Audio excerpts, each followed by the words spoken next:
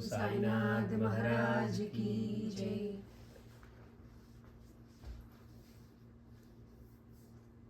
సాయి యొక్క బోధన దక్షత గురించి చెప్పుకుంటూ బాబా చెప్పే ఎంతో భావంతో కూడిన నిగూఢమైన ఆధ్యాత్మిక కథలు, ఒక్కొక్క సాధకునికి ఎలా పాటించాలి, ఎలా సేవ చేయాలి, గురుసేవ, జీవితంలో ఆచరించవలసిన ధర్మాలు, వీటన్ని గురించి బాబా ఎంతో నిగూఢంగా చెప్పేవారు. అది కూడా తమ పరంగానే చెప్పేవారు. ఇప్పుడే అనుకున్నట్లుగా గత వారం మనం బాబా చెప్పిన కథ విన్నాం.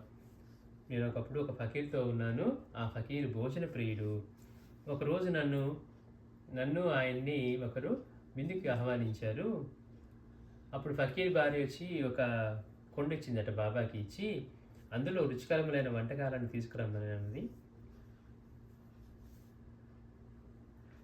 బిందులో అతిగా ఆరగించి భుక్తాయాసంతో ఫకీర్ అక్కడే నిద్రించారు.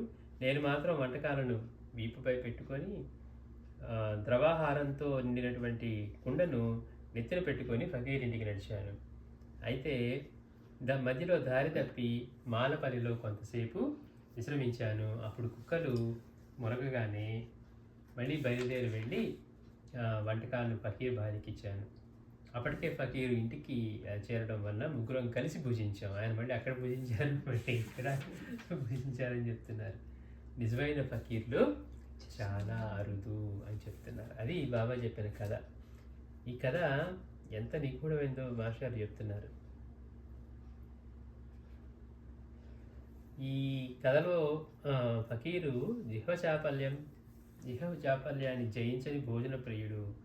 భుక్త ఆయాసంతో పడుకోగానే అక్కడే నిద్రించాడు. అతి వృద్ధాప్యంలో తప్ప పగటి నిద్ర సర్పులకు అవాంఛనీయము. తమో గుణం వల్ల బుద్ధిమాన్యం కలుగుతుంది. కానీ సాయి అలాగాక ఫకీరు భార్యకు భోజనం అందించిన తర్వాతనే తాను తిన్నారు. అది ఉత్తమ శిష్య ధర్మం.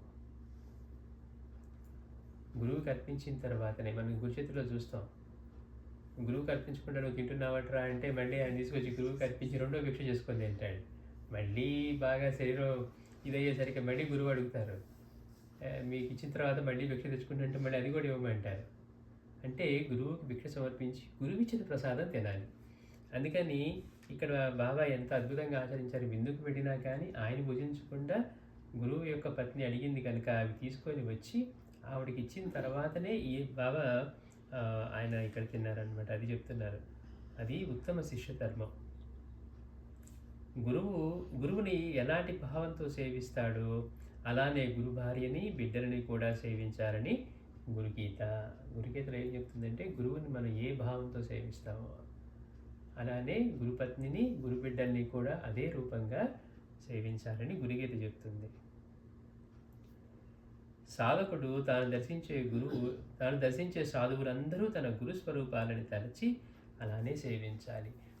మా గురువు గొప్ప, ఈయన వేరు అనే భావం ఉండకూడదు. నీ గురువు అంటేనే అంతటా వ్యాపించి ఉన్నవాడు. ఆయన యూరోప్లో కూడా ఉన్నాడని ఈయన సేవించాలి తప్పించి మళ్ళీ వాడిలో వేరు భావం కానీ, మనం శ్రీ గురు చేతిలో ఇవన్నీ మనం తెలుసుకున్నాం అంటే అక్కడ కూడా నేనే ఉన్నానని తెలుసుకో అని శ్రీగురుడు చెప్తారు అతన్ని పంపించేటప్పుడు అనుగ్రహించి. అంటే అన్ని రూపాల్లోనూ ఆయనే ఉన్నారు. అందుకే మాస్టర్ గారు ఎక్కడికి వెళ్ళినా అవధూత రూపంలో కూడా సాయినాథుడే ఉన్నారు అనే ప్రార్థించేవారు. అలా ప్రార్థించిన తర్వాతే మాస్టర్ గారికి వారి నుంచి దివ్యమైన ఆశీస్సులు, అనుగ్రహం లభించడం కూడా మాస్టర్ గారు మనకి తెలియజేశారు. అందుకని మనం ఎక్కడ ఎవరిని సేవించినా, ఎవరిని దర్శించినా కానీ తన గురువే ఆరోపంలో కూడా ఉన్నారు అన్న భావంతోనే మనం వారిని ఆశ్రయించాలి. అంతే తప్పించి వీరు వేరు అనే భావం ఉండకూడదు. తాను నేర్వదగిన జ్ఞానమేమీ లేని సాధువును వీడిపోవాలి. అట్లా వివిధ సాధువుల దగ్గరికి వెళ్తూ అక్కడ ఉన్నది మనం నేర్చుకుంటూ, అక్కడ కనుక ఇంకా నేర్చుకోవాల్సింది లేకపోతే దాన్ని వీడి వెళ్ళి మళ్ళీ ఇంకొకరిని సేవించాలి అని చెప్తున్నారు. సాయి దారి తప్పడం చూస్తే ఆయన కొత్తగా ఆ ఫకీర్ చెంతకు వచ్చారని తెలుస్తుంది. బాబా దారి తప్పారని చెప్తున్నారు కదంటే ఆ ప్రదేశం తన కొత్త, ఆ ఫకీర్ దగ్గరికి కొత్తగా వచ్చారని. అంతేకాకుండా కుక్కలు మొరగడం కూడా ఆయా ప్రాంతాలకు కొత్త వారని తెలుపుతుంది. కుక్కలు ఎందుకు మునిగాయి అంటే ఇప్పుడు కొత్త మనుషులు చూసానికి అరుస్తాయి. మనం రోజు తిరిగేవాడమైతే అవి అరవు, ఎందుకని మన మొహాలు గుర్తుపెట్టుకుంటాయి.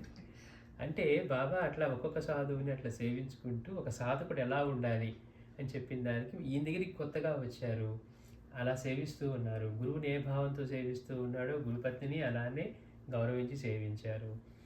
అలా అక్కడికి వెళ్ళినా కానీ శిష్య ధర్మాన్ని పాటిస్తూ ఆయన భోజనం చేయకుండా మళ్ళీ ఇక్కడ తీసుకొచ్చి గురుపత్నికి ఇచ్చిన తర్వాత, మరి గురువుతో సమానంగానే కదా, అందుకని ఈవిడికి ఇచ్చిన తర్వాతే బాబా అక్కడ భోజనం స్వీకరించారు అని చెప్తూ, ఆ ప్రదేశానికి బాబా కొత్తగా వచ్చారని తెలియటం, కుక్కలు ఆయన్ని చూసి మొరగటం అంటే ఆ ప్రదేశానికి వారు కొత్తగా వచ్చారని, అట్లా ఆయా ప్రాంతాలకు కొత్త వారిని కూడా తెలుపుతుంది.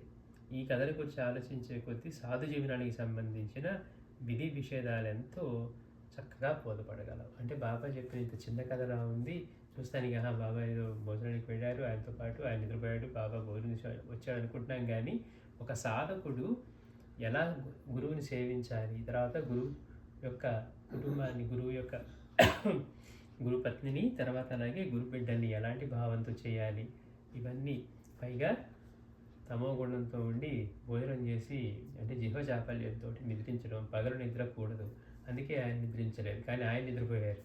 అందుకని ఎంతో అద్భుతమైన విషయాలు తెలుస్తున్నాయని చెప్పి మాస్టర్ మనకి చెప్తూ ఉన్నారు. 19/12 డిసెంబర్ 19వ తారీఖు 1911లో బాబా చెప్పిన కథ. ఒక ధనికుడికి 5 కొడుకులు. ఒక ధనికుడికి 5 కొడుకులు, ఒక కూతురు. బిడ్డలు ఆస్తిని పంచుకున్నారు. ఒక ధనికుడికి 5 కొడుకులు, ఒక కూతురు, బిడ్డలు ఆస్తి పంచుకున్నారు. పెద్ద కొడుకులు 4 తమ వాటాలను స్వాధీనం చేసుకున్నారు. 5వ కొడుకు, కూతురు తమ వాటాలను స్వాధీనం చేసుకోలేక ఆకలితో తిరిగి సాయిని ఆశ్రయించారు. చూడండి కథను అర్థం చేసుకోవడానికి. ఒక ధనికుడికి 5 కొడుకులు, ఒక కూతురు. ఈ బిడ్డలందరూ కూడా ఆస్తిని పంచుకున్నారట. పెద్ద కొడుకులు 4 ఏం చేశారు, తమ ఆస్తిని తాము స్వాధీనం చేస్తున్నారు, పంచుకున్నారు కదా, వాళ్ళది వాళ్ళు తీసుకున్నారు.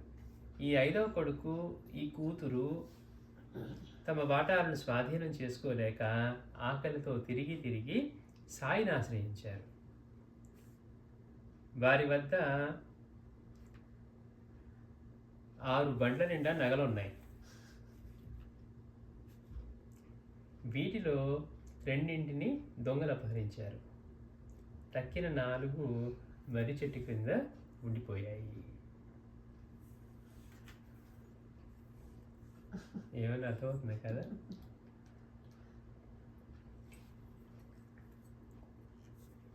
దానికి మాస్టర్ వివరిస్తున్నారు. తండ్రి జీవుడు, కొడుకు 5 కొడుకులు కదా, 5 కొడుకులు జ్ఞానేంద్రియాలు. 5 జ్ఞానేంద్రియాలు కాబట్టి తండ్రి ఏమో జీవుడు. ఈ 5 కొడుకులు ఎవరంటే 5 జ్ఞానేంద్రియాలు, కూతురు మనస్సు. జీవుడు, జ్ఞానేంద్రియాలు, మనస్సు. ఒక ఆధారం లేకుండా జీవించలేనిది, మనస్సుకి ఆధారం లేకుండా జీవించలేనిది.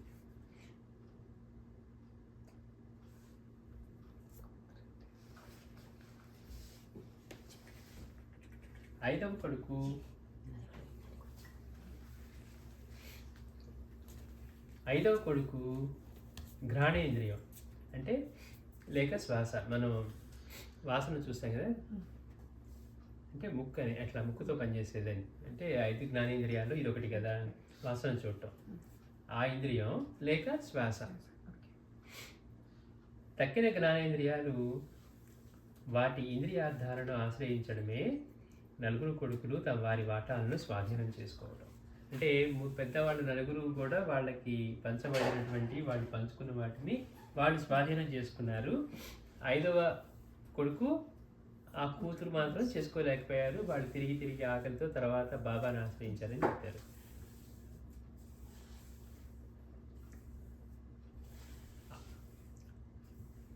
కూతురేమో మనస్సు ఏ ఆధారం లేకుండా జీవించలేనిది మనస్సు అనేది.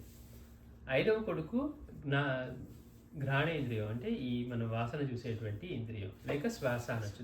దానితోనే కదా శ్వాస కూడా తీసుకునేది.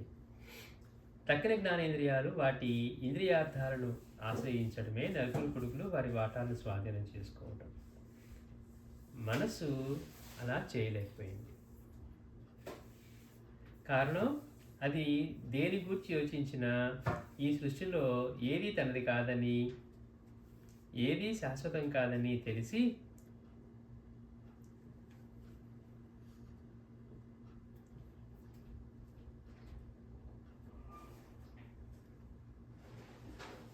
మనస్సు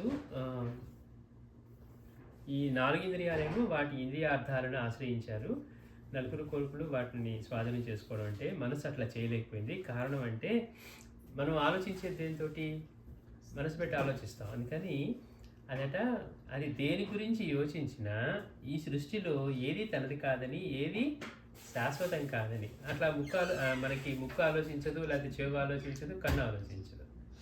ఆరోదైనటువంటి మనసే మనకి ఇలా ఆలోచన చేస్తుంది. అందుకని ఈ దేని గురించి యోచన చేసినా కానీ సృష్టిలో ఏది తనది కాదని, ఏది శాశ్వతం కాదని తెలిసి నిర్విపైనమైనదన్నమాట.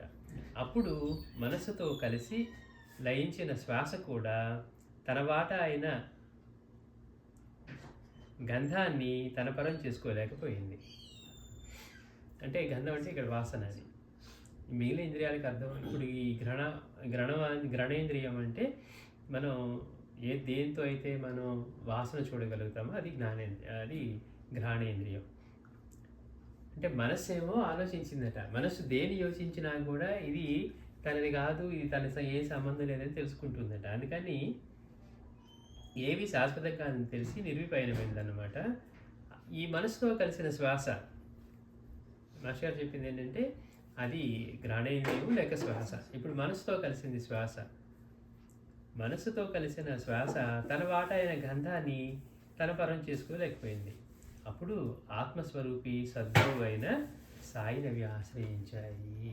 అంటే చూడండి ఎంత అద్భుతం అంటే, మామూలుగా మన గత వారం చెప్పుకున్నాం, అంతకుముందు వారం ప్రాణచలనం మనస్సు దీన్ని బేస్ చేసుకొని ఉంటాయి అని. మనలో ఉండే మన భావం ఎలా ఉంటుంది, మనం ఉద్రేకంతో మాట్లాడుతున్నప్పుడు మన శ్వాస చలనం ఎలా ఉంటున్నాయి. అట్లా ఇప్పుడు ఏమైంది, మనస్సు ప్రాణచలనం అంటే ఈ శ్వాస రెండు కూడా కలిసాయి. అందుకని ఇది కూడా దాని మీదకి వెళ్ళట్లేదు. ఈ రెండు కలిసినప్పుడు ఏమవుతుంది అంటే ఆ జీవుడు ఇప్పుడు వీళ్ళు తిరిగి ఏం చేశారట, సాయిని ఆశ్రయించారని చెప్తున్నారు.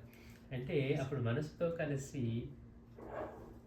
లయించినటువంటి శ్వాస ఎప్పుడైతే మనసుతో కలిసి లయించిందో శ్వాస తన వాటైన గంధాన్ని తన పరం చేసుకోలేకపోయింది.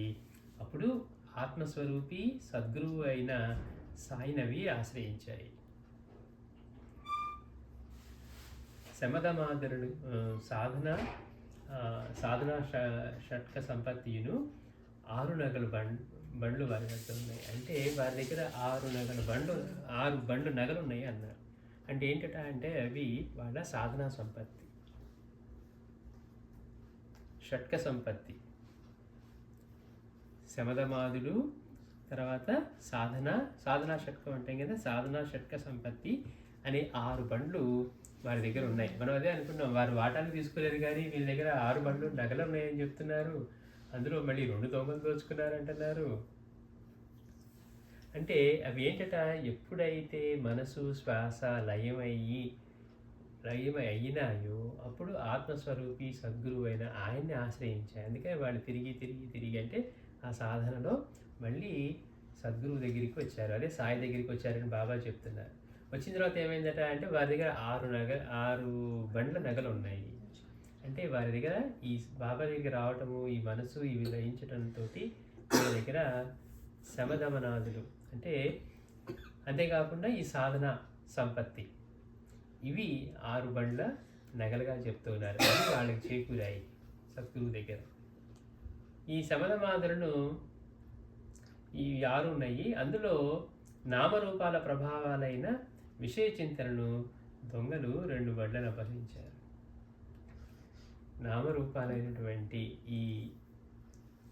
నామరూపాల ప్రభావాలైన విషయ చింతనను అంటే చూడండి ఎంత గమ్మత్తుగా చెప్తున్నాడు. ఇంతకీ దొంగలు ఎవరట, దొంగలు వీటిల్లో మరి దొంగిలించాలని చెప్తున్నారు కదా. అందులో నామరూపాల ప్రభావాలైన విషయ చింతనను కూడా దొంగలు. అంటే మన ఆలోచనలు మన చింతనని దేన్ని బేస్ చేసుకొని ఉన్నాయి, నామ రూపాన్ని బేస్ చేసుకొని ఉన్నాయి. అది ఇదంతా మనకి ఎలా ఉంటుంది, మనం నిర్గుణంగా మనం చూడలేం. మనం ఎంతసేపటికి రూపం కానీ నామం కానీ లేకపోతే మనకి అసలు ఇదే లేదు. అందుకే బాబా అంటారు 1 0 0 ఈ రెండు అవి. ఒకటి ఉంటేనే వాటికి ఉనికి. కానీ మనం ఏం చేస్తున్నాం, ఈ రెండింటినే చూస్తూ ఉన్నాం. అంటే బాబా యొక్క బోధన దక్షిణ తీసుకుంటే 100లో నుంచి కూడా ఆయన ఎంత అద్భుతంగా బోధిస్తున్నాడు. 100 రూపాయల దక్షిణ తీసుకుని చెప్పడంలో అంటే ఆ సత్యమైన వస్తువు లేకపోతే ఈ రెండు నశిస్తాయి, ఇవి శాశ్వతమైన కాదు. దాన్ని బేస్ చేసుకొని ఇవి ఉన్నాయని చెప్తూ నామరూపాల ప్రభావాలు అంటే మనలో వాటి వల్ల వచ్చే ప్రభావాలైన విషయ చింతనను వాడు దొంగలు. అంటే మనలో వచ్చే ఆ చింతనే దొంగలని చెప్తున్నారు. నామం వల్ల రూపం వల్ల ప్రభావితమైనటువంటి విషయాల ద్వారా మన మనసుని ఏవైతే మన ఇబ్బంది పెడతాయో అవే దొంగలని చెప్తున్నారు. ఆ దొంగలు 2 బండ్లను అపహరించారు. అందువలన తక్కిన 4 నిష్ప్రయోజనమై మర్రి చెట్టును సంసార వృక్షం మూలంలో పడి ఉన్నాయి. ఎంత సాధన చేసినా నామరూపాల ప్రభావాన్ని అంటే సర్వ జ్ఞానేంద్రియాలను వివేక వైరాగ్యాల సహాయంతో జయించలేనిది యత్నమంతా వ్యర్థమవుతుంది. ఈ సత్యాన్ని భగవద్గీత కూడా చెప్తుంది అంటున్నారు. అంటే చూడండి గమ్మత్తు, అన్ని రూపాల్లోనూ ఆయనే ఒకే చైతన్యంతో ఉన్నారు అనే విషయం మనం ఎందుకు బాబా యొక్క విశిష్టత అని చెప్పుకుంటామంటే అన్ని రూపాల్లో ఉన్నది ఆయనే, అన్ని రూపాల్లోనూ ఒకే విశ్వ చైతన్యమే ఉంది. లేకపోతే వేరు అన్న భావం, నామరూపాలు మనం చూస్తూ ఉంటే వాడు వేరు, వీళ్ళు వేరు, వీళ్ళు వేరు, అది వేరు, ఇది వేరు అనుకుంటున్నాం. ఏ వస్తువుని చూసినా, ఏ వ్యక్తిని చూసినా. అలా కాకుండా అన్నింట్లో ఉన్నది ఒకే చైతన్యం, ఒకే భగవత్ స్వరూపం, ఒకే సద్గురు యొక్క తత్వం. అంటే అంతటా వ్యాపించి అన్ని జీవుల్లోనూ, జడజీవ చైతన్య పదార్థాల్లోనూ, మనలోనూ, మన బయట అంతటా నిండి అదే చైతన్యం ఉన్నదని తెలుసుకోవడమే మనం యోగం సాధించడం అంటే, ముక్తి, దుఃఖాన్ని నుంచి విముక్తి పొందడం అంటే. అందుకని ఎట్లా అయితే నామరూపాల ప్రభావాలైన విషయ చింతనపడి దొంగలు 2 బండ్లని అపహరించారు. వాళ్ళ దగ్గర ఉన్నటువంటి ఆ సాధనా శక్తం అంటే మనం ఆ నామరూపాలతో ఉండే వాటిని కనుక మనం జయించలేకపోతే మిగిలినవన్నీ కూడా నిష్ప్రయోజనం అవుతాయి. అందుకే మాస్టర్ గారు ఏమంటారు, ధర్మాన్ని సాధించాలంటే సద్గురువుని ఆశ్రయించాలి. ఎందుకని మొదటి మెట్టు సద్గురువుని ఆశ్రయించకుండా ధర్మం ఎందుకు సాధ్యం కాదు అంటే, సాయిని ఆశ్రయించాకే అన్ని రూపాల్లోనూ ఆయనే ఉన్నారని సమంగా ప్రవర్తించగలగడం మనకి వీలవుతుంది. లేకపోతే వేరు అన్న భావమే ఉంటుంది. అందుకని ఇది వేరు, అది వేరు, ఇది ఎక్కువ, ఇది తక్కువ, ఇది ఎక్కువ జీవి, తక్కువ జీవి, లేకపోతే ఆ వ్యక్తి, ఈ వ్యక్తి, ఇట్లా మనం మాట్లాడుతూ ఉంటాం. ఉన్నదంతా ఆయన అయినప్పుడే మనం ధర్మంగా ఉండటానికి సాధ్యమవుతుంది. లేకపోతే మనకి ఇష్టమైన వాళ్ళు, గిట్టని వాళ్ళు, మనకి మిత్రులు, మనకి శత్రువులు, ఇలాంటివి అన్నీ ఉంటాయి. అందువల్ల తక్కిన 4 కూడా నిష్ప్రయోజనం అయ్యాయట. అంటే ఏంటి, 6 బండ్లు వీళ్ళ సాధనా సంపత్తిలో వీటిలో ఈ నామరూపాలతో వచ్చే ఈ చింతన అనే దొంగలు వీళ్ళ దగ్గర 2 బండ్లు దోచుకున్న తర్వాత మిగిలిన 4 కూడా నిష్ప్రయోజనాలు అయ్యాయి. అంటే మనం ఎన్ని సాధనలు చేస్తూ ఉన్నా ఉన్నదంతా ఒకే స్వరూపం, ఒకే భగవంతుడి చైతన్యం, మన సద్గురువే ఇన్ని రూపాల్లో ఉన్నారన్న భావం లేకుండా కనుక ఉంటే మిగిలినవి ఎన్ని ఉన్నా కానీ నిష్ప్రయోజనం అవుతాయి అని చెప్తున్నారు. నిష్ప్రయోజనమై పడి ఉన్నాయి. ఎక్కడ పడ్డాయట? అందుకే ఏమన్నారు, మర్రి చెట్టు మూలలో ఉన్నాయి అని అంటే తక్కిన 4 మర్రి చెట్టు క్రింద ఉండిపోయాయి అంటే, అట్లా మర్రి చెట్టు యొక్క సంసార వృక్ష మూలంలో, మర్రి చెట్టు అనే సంసార వృక్ష మూలంలో పడి ఉన్నాయి. ఎంత సాధన చేసినా నామరూపాల ప్రభావాన్ని అంటే సర్వ జ్ఞానేంద్రియాలను వివేక వైరాగ్యాలతో సహాయంతో జయించందే, అన్నిటిని జయించాలి.